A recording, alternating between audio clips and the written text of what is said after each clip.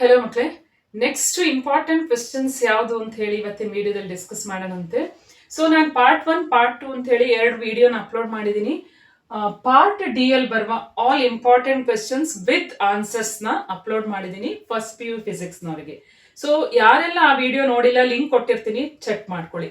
So ಇವತ್ತಿನ ವಿಡಿಯೋದಲ್ಲಿ next ಯಾವ್ದೆಲ್ಲ important questions ಇದೆ ಅದರ ಸೊಲ್ಯೂಷನ್ ಹೇಳ್ತಾ ಹೋಗ್ತೀನಿ ಮಕ್ಕಳೇ. ಸೊ ಎಂಡ್ ವರೆಗೂ ಈ ವಿಡಿಯೋನ ನೋಡಿ, ನಿಮ್ಗೆ ಹೆಲ್ಪ್ ಆಗುತ್ತೆ.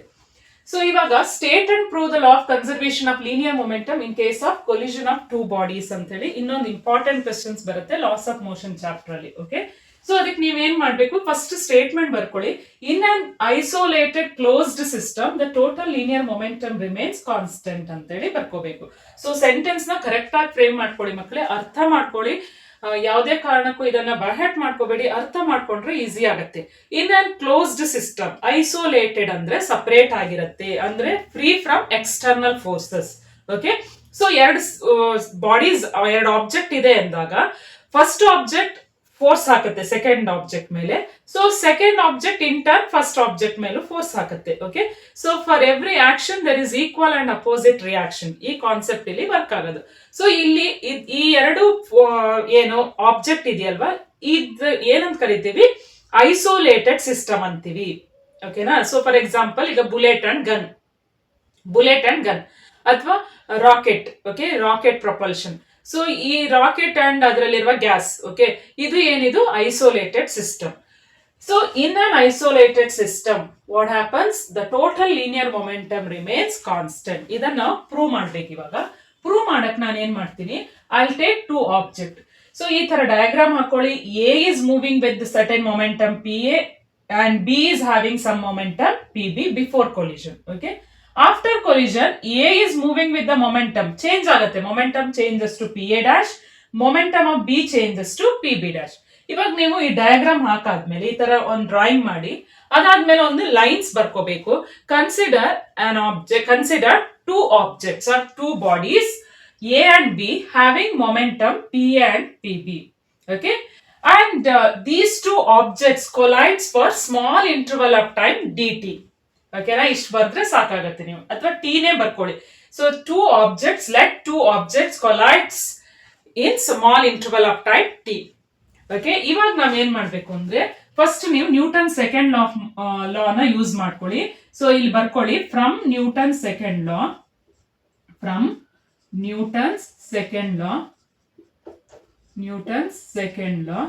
ಏನ್ ಹೇಳುತ್ತೆ? Second law, rate of change of momentum is directly proportional to applied force ಅನ್ನುತ್ತೆ. ಅಂದ್ರೆ change in momentum with respect to time, small change in time. Okay, so rate of change of momentum is directly proportional to applied force. ಅಂದ್ರೆ ನಾನು ಇಲ್ಲಿ ಏನ್ ಬರ್ಕೋಬೇಕು ಅಂದ್ರೆ force exerted by A on B. ಇಲ್ಲಿ ಇದನ್ನ ಸೆಂಟೆನ್ಸ್ ಅಲ್ಲಿ ಬರ್ಕೊಳ್ಳಿ. Force on B by A. First ಯಾರು ಫೋರ್ಸ್ ಹಾಕ್ತಿರೋದು? ಇವಾಗ A B ಮೇಲೆ ಫೋರ್ಸ್ ಹಾಕುತ್ತೆ. Force on B. ಸೊ ಅದನ್ನ ನಾವು ಹೆಂಗ್ ಬರಿತೀವಿ? Force on B by A. ಈ ತರ ಬರ್ಕೊಳ್ಳಿ, FBA. ಸೊ ಇಲ್ಲಿ ಏನ್ ಚೇಂಜಸ್ ಆಗುತ್ತೆ? ಇವಾಗ ಮೊಮೆಂಟಮ್ ಚೇಂಜ್ ಆಗುತ್ತೆ. ಯಾವ್ದ್ರ ಮೊಮೆಂಟಮ್ ಚೇಂಜ್ ಆಗುತ್ತೆ? ಫೋರ್ಸ್ ಯಾವ್ದ್ರ ಮೇಲ್ ಬೀಳುತ್ತೆ? ಆನ್ B ಅಂದಾಗ ಮೊಮೆಂಟಮ್ ಬಿದು ಚೇಂಜ್ ಆಗುತ್ತೆ. ಸೊ ಚೇಂಜ್ ಇನ್ ಮೊಮೆಂಟಮ್ ಹೆಂಗ್ ಬರಿತೀನಿ? Final momentum minus initial momentum with respect to small time interval dt. Okay, next ಏನ್ ಮಾಡೋಣ? Force on A by B. See, ನೀವು ಯಾವ್ದನ್ನಾದ್ರೂ ಫಸ್ಟ್ ತಗೋಬಹುದು, ಯಾವುದೇ ಸೆಂಟೆನ್ಸ್ ನ ಫಸ್ಟ್ ಆಗಿ ಬರ್ಕೋಬಹುದು.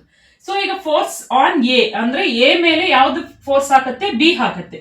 ಸೊ ಫೋರ್ಸ್ ಆನ್ A ಹೇಗ್ ಬರಿತೀನಿ ನಾನು? Force on A by B. ಈ ತರ ಬರ್ಕೊಳ್ಳಿ. Okay, force on A by B is equal to, so force on A ಅಂದಾಗ A ಮೊಮೆಂಟಮ್ ಚೇಂಜ್ ಆಗುತ್ತೆ. So final momentum minus initial momentum divided by dt. So ಇದೇನಿದು? Newton second law. Newton's third law ಏನ್ ಹೇಳುತ್ತೆ? According to Newton's third law, ಇದನ್ನೆಲ್ಲ ಬರ್ಕೋಬೇಕು ಮಕ್ಕಳೇ, ಈ ತರ ಸೆಂಟೆನ್ಸ್ ಬರ್ಕೋಬೇಕು. According to Newton's third law, for every action there is equal and opposite reaction. ಅಂದ್ರೆ FAB is equal to minus FBA. So they are equal in magnitude but opposite in direction. So ಇವಾಗ ಇದನ್ನ equate ಮಾಡಿ. ಇಲ್ಲಿ PB dash minus, this is what? Force on A ಅಂದಾಗ ಇಲ್ಲಿ P A ಬರ್ಕೋಬೇಕು, P A dash minus P A. So F A B ಅಂದ್ರೆ ಏನ್ ಬರ್ಕೋತೀನಿ ನಾನು, P A dash my A divided by D T that is equal to minus of F B A. F B A ಅಂದ್ರೇನು, P B dash minus P B divided by D T. So ಈ D T cancel ಆಗೋಗುತ್ತೆ. Next step ಅಲ್ಲಿ ಏನ್ ಮಾಡ್ತೀರಿ, so I write here P A dash minus P A is equal to, ಇಲ್ಲಿ minus ಇದೆ, minus P B dash minus into minus ಏನಾಗುತ್ತೆ plus P B. ಇವಾಗ next step ಅಲ್ಲಿ ನಾವೇನ್ ಮಾಡೋಣ, ಪಿ ಮೈನಸ್ ಪಿ ಬಿ ನ ಈ ಸೈಡ್ ಬರ್ಕೋತೀನಿ. So that is P A dash minus ಈ ಸೈಡ್ ಬಂದಾಗ plus P B dash plus ಆಗುತ್ತೆ.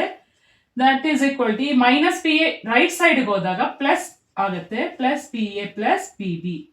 So this is a final equation.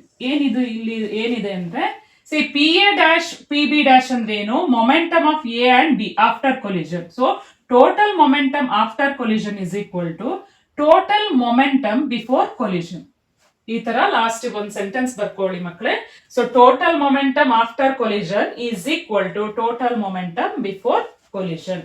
So ಇಲ್ಲಿ ನಾವ್ ಏನ್ ಮಾಡ್ತೀವಿ ಅಂದ್ರೆ, ನ್ಯೂಟನ್ ಸೆಕೆಂಡ್ ಲಾ ಡೆಫಿನೇಷನ್ ಬರ್ಕೋತೀವಿ, ಓಕೆ, ಅಂಡ್ ನ್ಯೂಟನ್ಸ್ ಥರ್ಡ್ ಲಾನ ಅಪ್ಲೈ ಮಾಡ್ತಾ ಇದ್ದೀವಿ. ಸೊ ಫೈನಲಿ ನಮ್ಗೆ ಏನ್ ಸಿಗುತ್ತೆ, total momentum before collision is equal to total momentum after collision. So next question ಯಾವುದು ಅಂತ ನೋಡೋದಾದ್ರೆ, so derive an expression for maximum or optimum speed of car on a bank road. See bank road ಅಂದಾಗ ಏನಾಗುತ್ತೆ, outer edge is raising than the inner edge. Okay, so raising the outer edge than inner edge is called as banking of road. ಅಂದ್ರೆ ನಾವೊಂದ್ ಸ್ವಲ್ಪ ಏನ್ ಮಾಡ್ತೀವಿ, outer side, ಈಗ ಎಲ್ಲಿ circle ಇರುತ್ತೋ, circular road ಇದ್ದಾಗ, ಕರ್ವಿಂಗ್ ಇದ್ದಲ್ಲಿ ಔಟರ್ ಎಡ್ಜ್ ಅನ್ನ ಒಂದ್ ಸ್ವಲ್ಪ ರೇಸ್ ಮಾಡೋದು. Okay, so outer edge of the road is raised than inner edge is called as banking of road. ಕೆಲವೊಂದ್ಸಲ ಇದನ್ನು ಕೇಳೋ ಚಾನ್ಸಸ್ ಇರುತ್ತೆ. What is banking of road, derive an expression for maximum speed of car on a bank road ಅಂತ ಕೇಳಿದಾಗ ನೀವು first drawing ಮಾಡೋದನ್ನ ಕಲ್ತ್ಕೋಬೇಕು ಮಕ್ಕಳೇ. ಇಲ್ಲಿ ಫ್ರೀ ಬಾಡಿ ಡಯಾಗ್ರಾಮ್ ಇರುತ್ತೆ, ಅಥವಾ ಈ ತರ ಡ್ರಾಯಿಂಗ್ ಮಾಡೋದು ಕಲ್ತ್ಕೋಬೇಕು. ಸೊ ಇಲ್ಲಿ first thing, this is a circular road having radius r. Okay, so first ಏನ್ ಬರ್ಕೋಬೇಕು ಅಂದ್ರೆ, consider a car of mass m moving with speed v on a bank circular road of radius r. ಇದು ಒಂದ್ sentence ಬರ್ಕೊಳ್ಳಿ. And ಇಲ್ಲಿ drawing ಹೆಂಗ್ ಮಾಡ್ತೀರಾ ಅಂದ್ರೆ, ನೀವು ಇದೇನ್ ಮಾಡ್ಬೇಕು ಅಂತಿಲ್ಲ, ಇದು ಒಂದು ಡ್ರಾಯಿಂಗ್ ಮಾಡಿದ್ರು ಸಾಕಾಗತ್ತೆ. ಸೊ ಇಲ್ಲಿ ಇದು horizontal. Okay, so but car horizontal road ಅಲ್ಲಿ ಇಲ್ಲ, ಲೆವೆಲ್ ರೋಡ್ ಅಲ್ಲಿ ಇಲ್ಲ, ಅದು ಸ್ವಲ್ಪ ಔಟರ್ ಎಡ್ಜ್ ರೈಸ್ ಆಗಿರೋದ್ರಿಂದ ಕಾರ್ ಏನಾಗಿದೆ ಇವಾಗ, ರೋಡ್ ಏನಾಗಿದೆ ಇವಾಗ ಸ್ಲೋಪ್ ಇರುತ್ತೆ. ಓಕೆ, ಸ್ವಲ್ಪ ಸ್ಲೋಪ್ ಇರುತ್ತೆ. ಸೊ ಇಲ್ಲಿದೆ ಕಾರ್ ಅಲ್ವಾ. So that wait of the body is always acting vertically down. ನೋಡಿ, ವೇಟ್ ಎಂ ಜಿ ಡೌನ್ವರ್ಡ್ ಇರುತ್ತೆ. ಬಟ್ ಇಲ್ಲಿ ನೋಡಿ, ಇದು theta is called as banking, angle of banking. So ನಾವ್ ಏನ್ ಮಾಡ್ಬೇಕು ಇವಾಗ ಅಂದ್ರೆ, ಇಲ್ಲಿ ಕೆಲವೊಂದೆಲ್ಲ ಫೋರ್ಸ್ ನ ಡ್ರಾ ಮಾಡ್ಬೇಕಾಗತ್ತೆ. ಒಂದು ಕಾರ್ ನ ವೇಟ್ ಡೌನ್ವರ್ಡ್ ಡೈರೆಕ್ಷನ್ ಅಲ್ಲೇ ಇರುತ್ತೆ. ಸೊ ಹಾರಿಜಾಂಟಲ್ ಅಲ್ಲಿ ಇದ್ದಾಗ ಹೆಂಗಿರುತ್ತೆ ಅಂತ ಹೇಳಿ ಫಸ್ಟ್ ನಾನು ನಿಮ್ಗೆ ಹೇಳ್ತೀನಿ. ಸೊ ಈ ಕಾರ್ ಇವಾಗ ಹಾರಿಜಾಂಟಲ್ ಸರ್ಫೇಸ್ ಅಲ್ಲಿ ಇದ್ರೆ ಅದರ ವೇಟ್ ಡೌನ್ವರ್ಡ್ ಡೈರೆಕ್ಷನ್ ಅಲ್ಲಿ ಇರುತ್ತೆ. ಓಕೆನಾ. ಅಂಡ್ ಇಲ್ಲಿ ಯಾವ ಸರ್ಫೇಸ್ ಮೇಲೆ ಕಾರ್ ಆಬ್ಜೆಕ್ಟ್ ಏನೇ ಇಟ್ರು ಆ ಸರ್ಫೇಸ್ ಏನ್ ಮಾಡುತ್ತೆ, ರಿಯಾಕ್ಟ್ ಮಾಡುತ್ತೆ ವಾಪಸ್. ನಾರ್ಮಲ್ ರಿಯಾಕ್ಷನ್ ಅಂತೀವಿ ಅದಕ್ಕೆ. Okay, for every action there is equal and opposite reaction. So ಇವಾಗ ವೇಟ್ ಈ ಸರ್ಫೇಸ್ ಮೇಲೆ ಬೀಳುತ್ತೆ ಅಂದ್ರೆ ಸರ್ಫೇಸ್ ವಾಪಸ್ ಅದ್ರ ಮೇಲೆ ಫೋರ್ಸ್ ಹಾಕುತ್ತೆ ಆಬ್ಜೆಕ್ಟ್ ಮೇಲೆ, ಅದು ನಾರ್ಮಲಿ ಇರುತ್ತೆ. ಓಕೆ, ಅದನ್ನ ನಾರ್ಮಲ್ ರಿಯಾಕ್ಷನ್ ಅಂತೀವಿ. So when car is on the level road, N is equal to M G. ಯಾವುದೇ ಒಂದು ಆಬ್ಜೆಕ್ಟ್ ನ ನೀವು ಸರ್ಫೇಸ್ ಮೇಲೆ ಹಾರಿಜಾಂಟಲ್ ಸರ್ಫೇಸ್ ಅಲ್ಲಿ ಇಟ್ಟಾಗ ಎನ್ ಅಂದ್ರೆ normal reaction is equal to M G. Okay, weight of the body. And ಇವಾಗ ನೀವು ಈ ಆಬ್ಜೆಕ್ಟ್ ನ ಮೂವ್ ಮಾಡ್ತಿದ್ದೀರಾ ಅಂದ್ರೆ, ಒಂದು ಫೋರ್ಸ್ ಹಾಕಿ ನೀವು ಇಲ್ಲಿ ಮೂವ್ ಮಾಡ್ತಿದ್ದೀರಾ ಅಂದಾಗ ಇಲ್ಲಿ ಏನ್ ಆಕ್ಟ್ ಆಗುತ್ತೆ, ರಿವರ್ಸ್ ಅಲ್ಲಿ ಅಪೋಸಿಟ್ ಡೈರೆಕ್ಷನ್ ಅಲ್ಲಿ ಫ್ರಿಕ್ಷನಲ್ ಫೋರ್ಸ್ ಆಕ್ಟ್ ಆಗ್ತಾ ಇರುತ್ತೆ.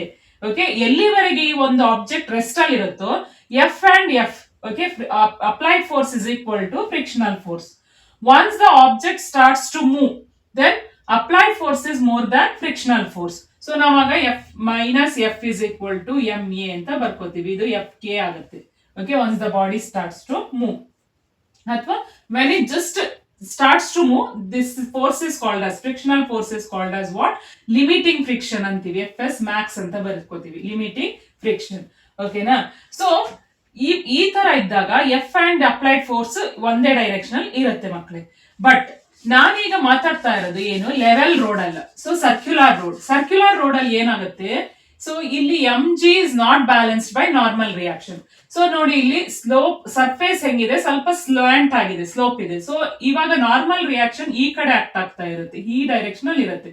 So normal reaction is not balanced by M G. ನಾವ್ ಏನ್ ಮಾಡ್ಬೇಕಾಗತ್ತೆ, ನಾರ್ಮಲ್ ರಿಯಾಕ್ಷನ್ ನ ಎರಡು ಕಾಂಪೋನೆಂಟ್ ಆಗಿ ಡಿವೈಡ್ ಮಾಡ್ಕೋಬೇಕು. So for that if I take this angle as theta, ಅಂದ್ರೆ ಇಲ್ಲಿ ನಾನು ಇಲ್ಲಿ ವರ್ಟಿಕಲ್ ಒಂದು ಹರಿಸಾಂಟಲ್ ಲೈನ್ ಅನ್ನು ಡ್ರಾ ಮಾಡ್ಕೊಂಡಿದ್ದೀನಿ.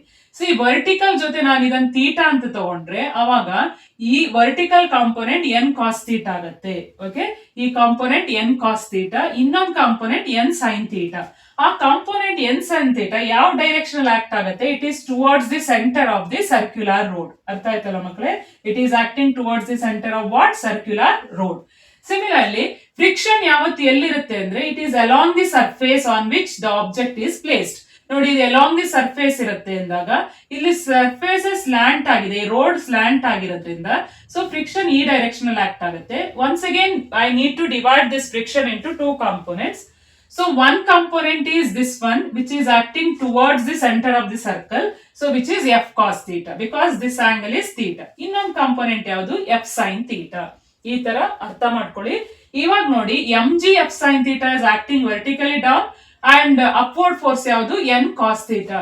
ಇದನ್ನ ನಾವು ಫಸ್ಟ್ ಬರ್ಕೊಳ್ಳೋಣ. ಇವಾಗ ಇಲ್ಲಿ mg plus f sin theta is equal to n cos theta. n cos theta. So ನಾನು ಎಂ ಜಿಗೆ ರಿಲೇಷನ್ ಬರ್ಕೋತೀನಿ. M G can be written as N cos theta minus F sine theta. Let us call this as equation 1.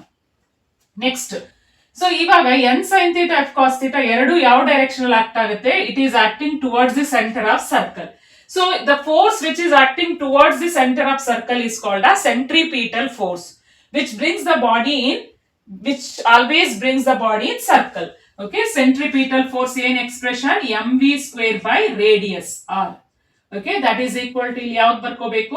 n sin theta plus f cos theta. equation 2. Okay, so ನಮಗೆ ಏನ್ expression ಬೇಕು? Speed expression ಬೇಕು. So that's five ನಾನು ಏನ್ ಮಾಡ್ತೀನಿ ಅಂದ್ರೆ 2 divided by 1 ಮಾಡ್ತೀನಿ ಇಲ್ಲಿ. Okay, equation 2 by 1. So that is mv square by r divided by mg ಅಂದ್ರೆ ಇದನ್ನ ಇಲ್ಲೇ ಬರ್ಕೊಳ್ಳಿ mg, that is equal to. So ಇವಾಗ ಫಸ್ಟ್ equation 2 ಅಂದ್ರೆ ಏನು? Right side n sin theta plus f cos theta divided by first equation that is n cos theta minus f sin theta. ಈ ತರ ಬರ್ಕೊಳ್ಳೋಣ ಅಂತ. ನೆಕ್ಸ್ಟ್ m ಕ್ಯಾನ್ಸಲ್ ಆಗುತ್ತೆ, v square by rg which is equal to same, again you should write same thing, n sin theta plus f cos theta divided by n cos theta minus f sin theta. So next equation ಅಲ್ಲಿ ನಾವ್ ಏನ್ ಮಾಡೋಣ ಅಂದ್ರೆ n ಅನ್ನ divide ಮಾಡೋಣಂತೆ. So v square can be written as rg into divide n throughout the terms. Okay, so sin theta n cancel ಆಗುತ್ತೆ, f by n ಬರ್ಕೊಳ್ಳಿ, cos theta divided by n cancel ಆಗುತ್ತೆ, cos theta minus f by n sin theta. But what is this f by n? Frictional force ಹೆಂಗ್ ಬರಿತೀವಿ? Frictional force can be written as mu s into n ಅಲ್ವಾ? So f by n ಏನಾಗುತ್ತೆ? f by n is nothing but what? mu s. So therefore we can write rg into, so ಇವಾಗ ನನಗೆ v ಬೇಕು ಅಂದ್ರೆ ನಾನು ಏನ್ ಮಾಡ್ತೀನಿ? Square root ತಗೋಬೇಕು. So v can be written as square root of, okay, square root of rg into, so sin theta ಹಂಗೆ ಬರ್ಕೊಳ್ಳಿ, sin theta plus f by n ಏನಾಯ್ತು? mu s cos theta divided by cos theta minus mu s sin theta. Okay ಮಕ್ಕಳೇ, next step ಅಲ್ಲಿ ನಾವ್ ಏನ್ ಮಾಡೋಣ? Divided by cos theta ಮಾಡೋಣಂತೆ. So v can be written as square root of r into g. Sine by cos ಏನಾಗುತ್ತೆ? Tan ಆಗುತ್ತೆ, tan theta plus mu s into cos by cos ಅಂದ್ರೆ 1 ಆಗುತ್ತೆ, divided by cos 1 minus mu s sine by cos ಏನಾಯ್ತು tan theta. ಈ ತರ ಬರ್ಕೋಬಹುದು. ಓಕೆನಾ? So this is one equation, maximum speed of car.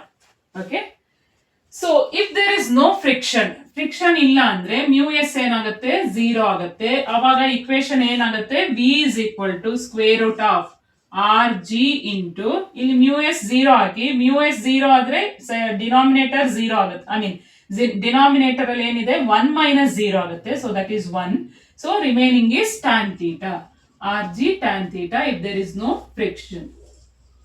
Okay, so this is a optimum speed of a car, and this is called a safe speed of a car on a banked circular road.